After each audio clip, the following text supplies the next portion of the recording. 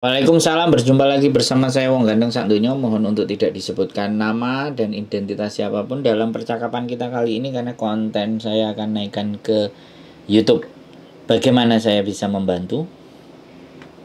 Oh iya, Pak. Ini mohon maaf saya tanya dulu ya. Oh ya, tanya apa Mbak? Kalau boleh tahu, kan saya agak mengikuti konten Bapak 2 hari terakhir ini. Oh, terima kasih. Ya. Terus itu kan prosesnya kan kayaknya lewat online sih, Pak. Terus? Terus misalnya udah diproses gitu, PT-nya apa jauh sih, Pak? Alamat PT-nya mana? Sampai ex Hongkong nggak? Iya.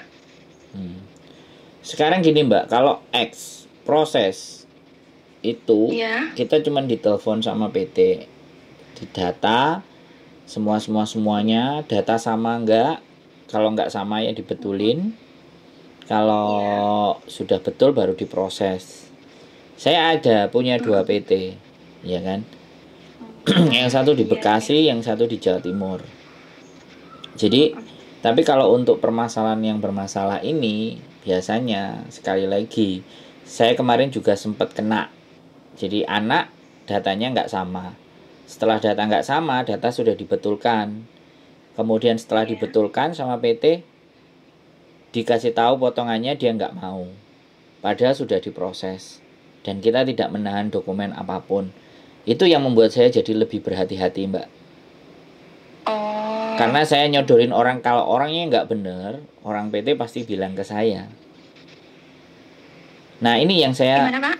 Jadi gini loh, kalau saya nyodorin orang, kayak sampean nih contoh aja ya sampean. Sampean data kan nggak sama nih, oke? Iya. Nah, karena dituakan, oke? Kita mencoba menyamakan data untuk agar supaya sampean proses ya.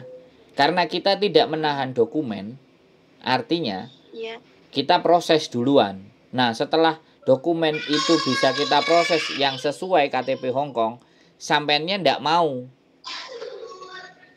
Gitu loh. Karena menolak jumlah potongan. Artinya kan dia nggak benar-benar serius. Oh iya, itu kan mungkin sebelumnya kayak belum ada kesepakatan potongan gitu paling Pak. Iya, dan PT kalau potongan itu biasanya menjelang berangkat. Saya bisa menjelaskan, tapi selama di dalam proses itu kan kita nggak ngerti. Ada plus, ada minusnya, ada tambahnya, ada kurangnya, ada yang minta uang saku, ada yang enggak kan. Bisa dipahami nggak? Jadi seperti itu Mbak. Kalau normally semuanya ya, kalau normal itu biasanya di 2000 sampai 2300. Ya kan? Saya bilang itu rata-rata. Tapi kemarin yang saya bantu proses, dia telepon ke saya kayak gini, terus saya kasih ke PT. Nah, dia mintanya 1700. Sedangkan data sudah diproseskan. Bisa sampean bayar. Itu maksudnya potong gajinya ya Pak? Kenapa? Itu nominal segitu itu maksudnya potong gajinya apa biayanya? Ya dipotong Mbak, potongan Mbak. Sampean kan pernah ke Hongkong kan Mbak? Iya. Kalau sampean pernah ke Hongkong kan pastinya ada potongan tuh biayanya. Nah itu dipotong. Nah kalau misalnya sampean mau bayar yang cash, ya ada PT yang tipikalnya dibayar cash dan nanti tidak ada potongan. Itu lebih enak. Iya. Itu yang lebih asik Mbak. Tapi nggak banyak wong mereka justru ke Hongkong itu cari uang, bukan ngeluarin uang. Kan gitu ceritanya Mbak. Nah itulah yang menjadikan saya ini ragu.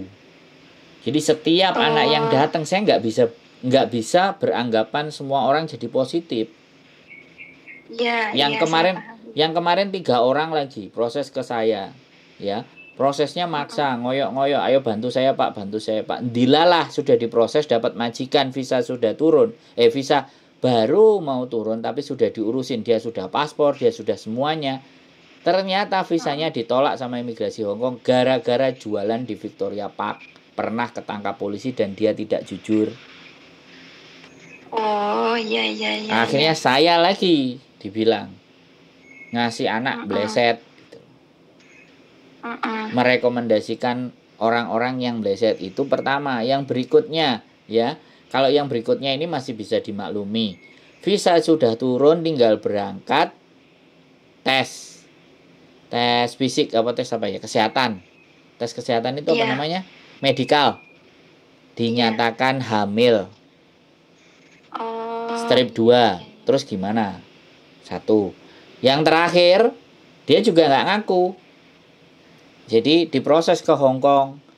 Setelah diproses ke Hong Kong, visa juga ditolak, tidak bisa turun.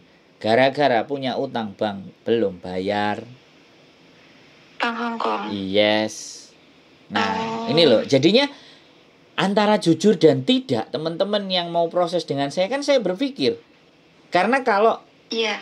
kalau anak ini baik, ya oke. Kan saya juga ngorek, juga punya keterbatasan toh Mbak. Karena kalau Iya. anak-anak jujur itu otomatis PT nggak akan ada yang mau meroses anak-anak yang jujur. Bener nggak? Tapi Anak-anak yang jujur. Gimana? Sampean paham nggak?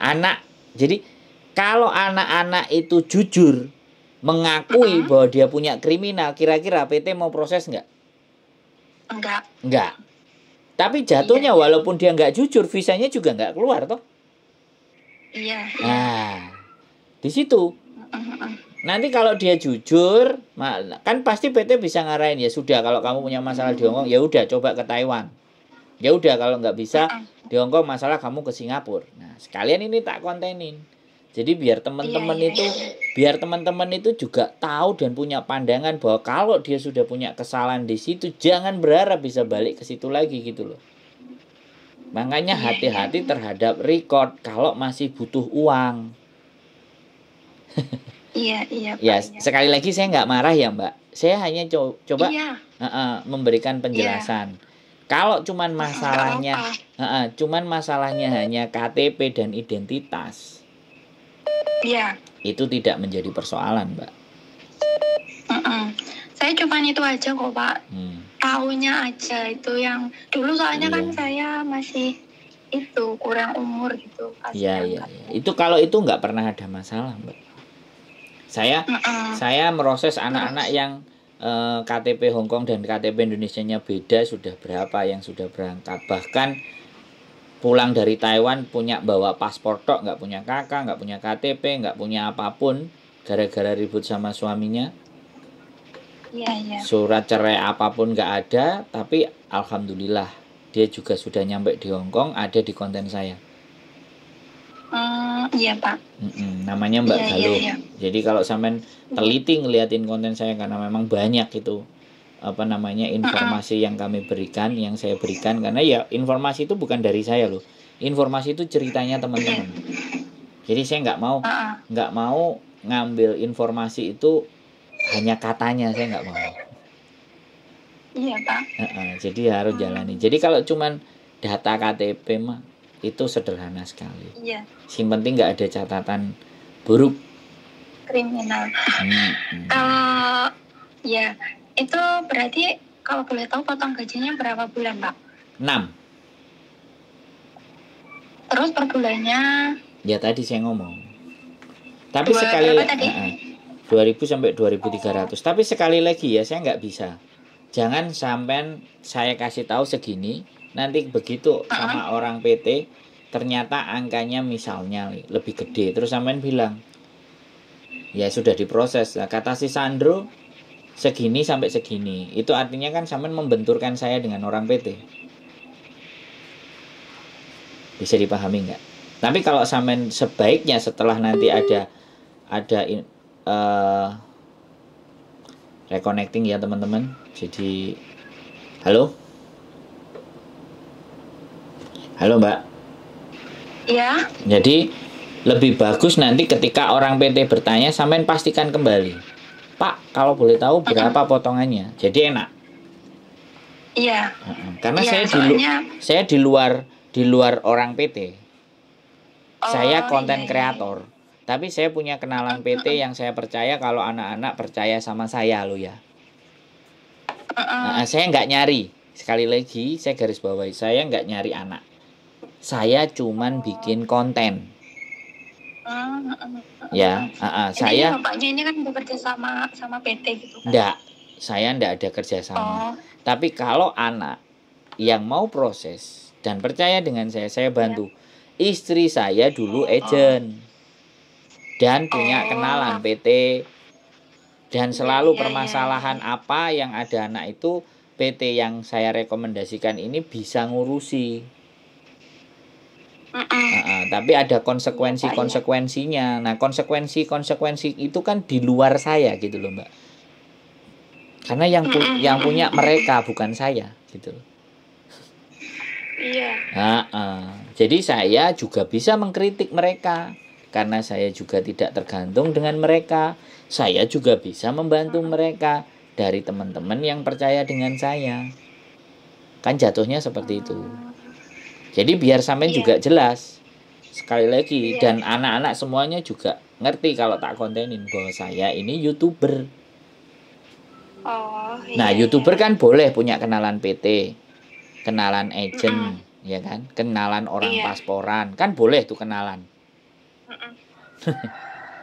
Karena dimanapun kalau kita kenal kan enak, Mbak. Iya. Indonesia kan menganut prinsip OD, orang dalam. Loh, ya bener nggak? Iya sih, Pak. Iya. Kita nggak usah menampilkan hal itu. Negara kita tercinta, Indonesia tanah air beta, kan gitu. Iya sih, Pak. Faktor OD itu paling penting, orang dalam. Jadi begitu. Gimana? Kalau boleh tanya, gini Pak. Awan pernah dengar kayak PT tapi yang tanpa memungut biaya dan potong gaji itu apa memang benar ya, Pak? Sampean coba, dia memang tidak potong gaji, tapi sampean akan keluar dana sampean sendiri. Iya, jadi biasanya kalau paspor kita mati, ya kan? Atau kalau KTP-nya nggak bener, suruh benerin sendiri. Ya sampean jalan sendiri. Ya bener. Nggak akan memungut biaya, tapi semuanya diurusi sendiri. Jadi dia setor tinggal mateng aja. Paspor beres, ya. Terus tinggal uji kom, ya kan? Itu pun masih dimintain biaya paspor, kalau nggak salah 1.900.000 lah, atau hampir 2 juta. Untuk ngurusi uji kom. Nah setelah itu biaya medikal aku nggak ngerti, disuruh bayar sendiri. Paling nanti yang dibayarin adalah tiket pesawat. Majikan soalnya yang diminta membelikan. Iya, kalau tiket pesawat. Sampean coba aja. Kalau saya ya Mbak, kalau saya ditanya, saya nggak pernah percaya agent sama PT, Mbak.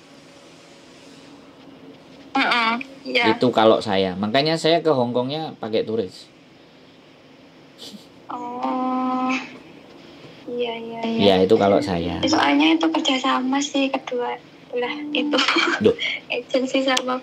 Enggak, soalnya gini, ada sesuatu hal yang tidak bisa mereka sampaikan. Ada sesuatu hal transparansi, dan kenapa tidak disampaikan? Karena pastinya hubungannya sama pemerintah. Bisa dipahami nggak? Nah, jadi yang bermasalah sebenarnya bukan di PT-nya, tapi di pemerintah kita. Nah, pihak PT dijadikan pihak swasta. Nah, dari situ ceritanya. Coba kalau diurusi sama negara. Kalau ada yang kalau ada dikorup apa enggak sih, Dok? Naik ke sosial media. Akhirnya kalau ada yang kalau ada yang nggak benar, pemerintahnya kan nggak bisa disalahin. Yang disalahin kan swastanya. Swastanya itu siapa? Ya PT-nya. Nah, akhirnya kan golek obati sak karepmu. Sing penting pinter-pinter kan begitu ceritanya, Mbak. Iya Pak. Wes. Jadi dari sini kan sampean ngerti.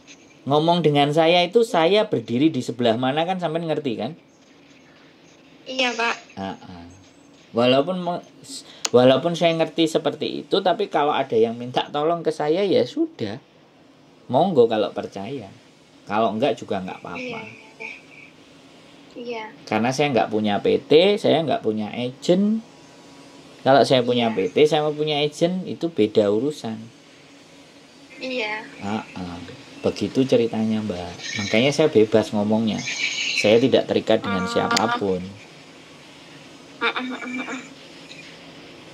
Bisa dipahami. Tapi ada kalau bapaknya itu iya ikut di PT gitu kayak. Ya dipecat langsung Mbak nek ngomong kayak gini. Aku ikut di PT, bener nggak? Iya. Langsung dipecat. Orang belani PT gue, dibayari PT. Enggak, aku nggak dibayari. Aku dibayari karo YouTube AdSense. Oh iya. Ya ndilalah ada PT yang percaya kalau nganterin anaknya baik, bisa ditata, ya sak paweh-pawehe, arep disangoni ya disangoni monggo. Kan gitu. Nek gak disangoni ya aku gak golek PT DE, golek PT liyane sing gelem nyangoni. Lah aku kan ngabab to, Mbak. Iya. Bener nggak? Kayak dikai permen ngene-ngene ya wis, ya itu kan yang penting kan gini, anak proses percaya dengan saya. Sampai di Hongkong saya perhatikan, telepon tak jawab, punya masalah tak kasih solusi, ya kan. Yang penting kan itu tuh. Kalau aku pun dikasih uang jajan sama PT, ya paling tidak aku kan tetap menjaga kepercayaanku sama mbaknya, bukan sama PT-nya, bener nggak? Yang penting kan hubungan sama mbaknya gitu. Bapak ini domisilinya di Hongkong ya? Iya dong. Ya kadang-kadang pulang Mbak. Nek lagi kangen sate ayam ambek sate kambing. Ambek ya, Pak, iya. sego goreng. Begitu ceritanya Mbak. Iya. Saya tinggal di kos WB. Nek sampean pernah ke Hongkong kan tahu kos WB. Iya. Gitu. Makanya enak. Pak. Enak nek ngomong di sini. Kalau ngomong nang Indonesia ya sido. Kena somasi Mbak. Iya. Hongkong. Kena pasal. Lah, ayo. Kowe kok nguapleki kowe ndrung. Iya. Wes, ada lagi yang kira-kira sampean butuh informasi tanyakan, monggo. Kurang penak piye karo aku. Customer service pokoknya.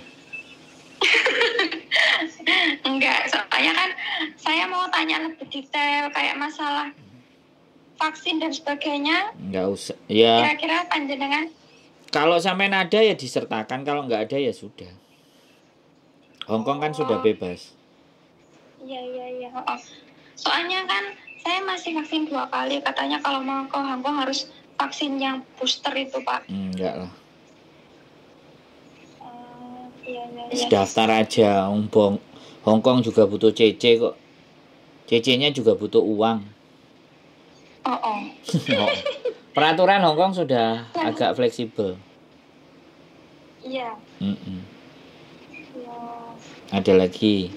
Wis sampean pengen takok ae, pokoknya aja nyilih duit gitu. Pinjem duit aku gak duwe. Enggak. Gini, Pak. Kalau itu kan cuma 1 kali sih, Pak, katanya Bapak ke PT.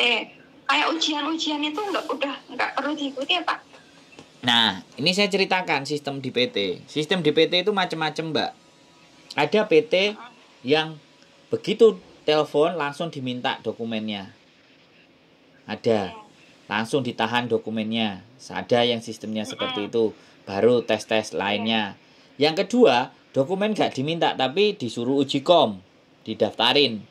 Atas nama PT tersebut uji kom di daerah mana. Ya. Data masih belum ditahan karena dia dari uji kom kan majikan dicariin. Nah, yang PT saya yang paling enak. Semuanya data nggak ada, uji kom dan segala sesuatunya itu setelah visanya turun. Kan makanya dirapel. Nah, itu beda-beda di Indonesia. Kan ujian dulu baru bisa turun gitu ya biasanya. Iya. Enggak sama sih. Makanya kenapa saya ngambil yang ini gitu loh, PT yang ini. Ya karena banyaknya kemudahan tadi mengenakkan teman-teman, tapi yo sampean ngerti dhewe. Sak dipenak-penakno kan yo panggah enek sing bleset yo wajar. Mosok njaluk apik terus kan yo enak, kenaken lah. Bisa. Jadi itu ke PT-nya cuma 1 kali aja ya, Pak ya? Ya. Ke PT-nya pada saat sudah bisa turun dan mau terbang biasanya. Biasanya itu maksudnya yang paling normal itu berapa bulan Pak kira-kira? Ya saya nggak bisa ngomong, Mbak. Dapat majikan bisa turun. Oh, nggak sama ya memang setiap. Jadi saya tak ceritain. Jadi sekali lagi saya tak ceritain bahwa proses untuk visa sekali lagi dari PT ke KJRI itu dari PT dikasih ke agen taruh di KJRI itu 2 minggu paling lama, seminggu cepat. Nah setelah itu setelah dapat job dari KJRI baru ke imigrasi. Nah ke imigrasi itu 6 minggu Mbak. Nah itu sampai hitung. Nah itu kan tidak termasuk deal-dealan sama majikan. Mulai dari sampean daftar ke PT cocok-cocokan sama majikan itu kan ya kalau cocok enak. Nah itulah yang saya sampaikan. Saya nggak berani ngomong 2 bulan, 3 bulan, 6 bulan, 7 bulan. Tapi kalau saya ditanya proses apply visa di imigrasi Hong Kong itu sudah fix 6 minggu. Di KJRI seminggu paling cepat. Lambat 2 minggu. Jadi 2 minggu tambah 6 minggu 8 minggu. 8 minggu kan 2 bulan. Iya. Itu paling cepat. Berarti 2 bulan paling cepat. Kalau ada yang sampai 2 bulan selesai, keren. Berarti begitu daftar ke PT langsung dapat majikan itu. Dan majikan langsung mau. Sedangkan proses interview aja kadang-kadang majikan bisa, kitanya nggak bisa. Kitanya bisa, majikan nggak bisa. Loh ya kan? Itu loh Mbak. Nah kalau kayak gini walaupun saya bukan orang PT, saya bisa menjelaskan kan. Saya yang tidak bisa menjelaskan itu adalah proses yang di dalam-dalam itu. Yang lapor ke Disnaker, lapor ABCD. Nah itu saya nggak bisa jelasin karena sekali lagi itu kan rahasianya PT. Tapi kalau ngurus paspor saya ya tahu. Iya. Ada orangnya juga soalnya. Ngurus dokumen, KTP, KK, ijazah, oke. Prosedur Disnaker sama PT itu, nah itu yang saya masih belum. Apalagi itu nanti persyaratannya cuman KK, KTP, akte, sama akte, ijazah, buku nikah, surat wali. Surat wali? Iya dong. Kalau sampean surat izin itu ya? Iya, kalau sampean punya bojo ya bojo, kalau sampean nggak punya bojo ya orang tua. Iya. Kalau janda ya orang tua lah, minimalnya siapa yang dihubungi.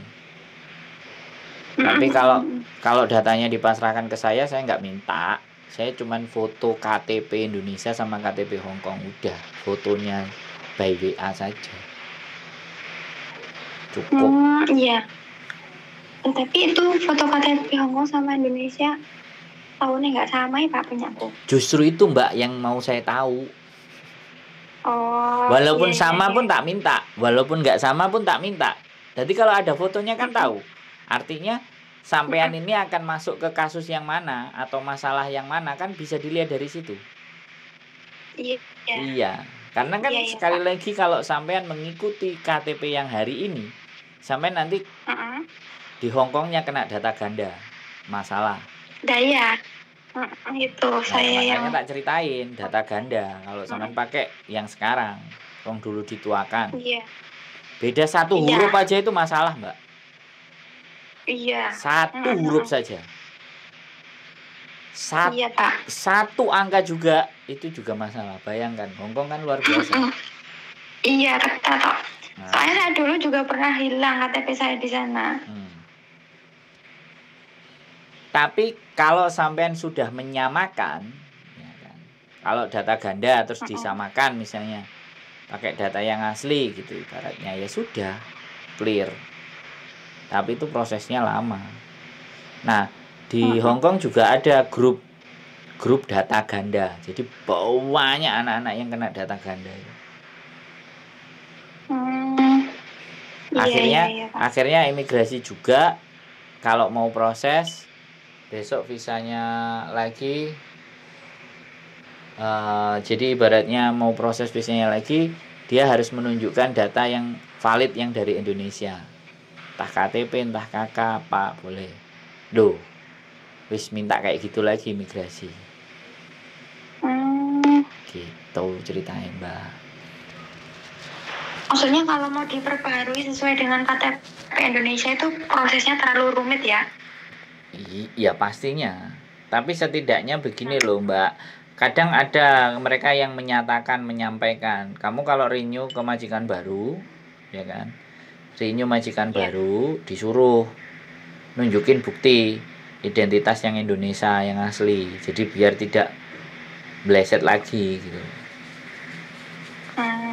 Nah, data Indonesianya diminta yang ternyata yang salah. Kalau sampai itu dimintanya yang pertama itu bukan yang sekarang yang sudah sesuai ini. Lah, proyek kalang kabut, Mbak. Iya. Piye carane? Orang dalam maneh lah. Iya. itu kalau apa?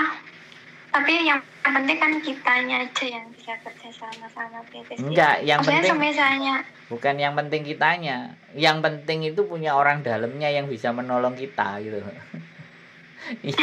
yang penting itunya, Mbak. Kayak sampean, ya makanya sampean ini kalau nonton kontenku semua, saya nggak perlu menjelaskan panjang ini. Tapi jasanya orang-orang disuruh nonton konten, kuotanya nggak cukup Indonesia, paham lah saya. Maksudnya ya belum lah Pak, masa dalam waktu 2 hari saya nonton semua. Ya enggak, maksud saya kan ada garis-garis besar yang sesuatu yang ingin sampean butuhkan itu sudah ada semua di konten saya. Cuman kan sebenarnya kemarin tak cari yang itu. Tapi belum ketemu. Milih-milih. Iya. Jadi ada saya ceritain proses kayak gini. Jadi mengulang kata-kata seperti ini kalau saya itu hampir 20 kali bisa 30 kali sudah, tapi enggak apa-apa. Orang baru. Yang penting saya naik ke konten nanti yang dengerin bolak-balik lama-lama kan hafal. Kalau hafal kan pinter. Kalau pinter dia ngasih tahu ke temennya kan jelas. Nah, dari situ saya dapat jariah. Oh iya benar. Ya kan kontennya nggak dilihat, tapi didengar. Didengar, disampaikan ke yang lain-lain dan yang lain-lain jadi tidak terjerumus. Iya. Jadi belajar sing bener. Nah, itu jadi jariah, Mbak. Nah, itu pekerjaan yang paling saya senengi. Ada dapat duit, dapat jariah juga. Dapat duitnya yang ngasih AdSense, dapat jariahnya ya nggak tahu sana apakah ngasih apa enggak, wis. Karena kan wallahu alam bisawab kan. Yang penting saya udah ngelakuin kan. Yang nilai kan biar yang di sana. Gitu ceritanya, Mbak. Gak apa-apa, Jen memang harus tak ulang. Aku nggak masalah. Sampai lambeku meniren, tak ulang gak apa-apa. Pak, makasih banget loh Pak infonya. Udah cukup? Nggak ada lagi yang mau ditanya? Iya, Pak. Aman? Nanti kalau aman, cuman itu. Insya Allah, kalau maksudnya ini udah clear, maksudnya masalah di rumah, insya Allah nanti tak segera berangkat ke Hong Kong dan saya ditraktir kopi kan, Starbucks. Amin, iya. Iya Pak ya. Makasih banget. Pokoknya semangat, semangat. Siap. Oke. Bye. Assalamualaikum. Waalaikumsalam warahmatullahi wabarakatuh.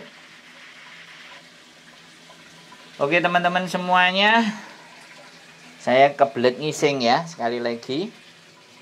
Jadinya saya sambil ngising, gambarnya nggak kelihatan. Ya yang penting informasinya buat teman-teman tersampaikan dengan baik dan benar. Ya ini kan suara air gemericik karena saya sambil ngising. Oke, kamera belum bisa saya matikan. Keep stay tune my YouTube channel and see you the next video. Bye bye.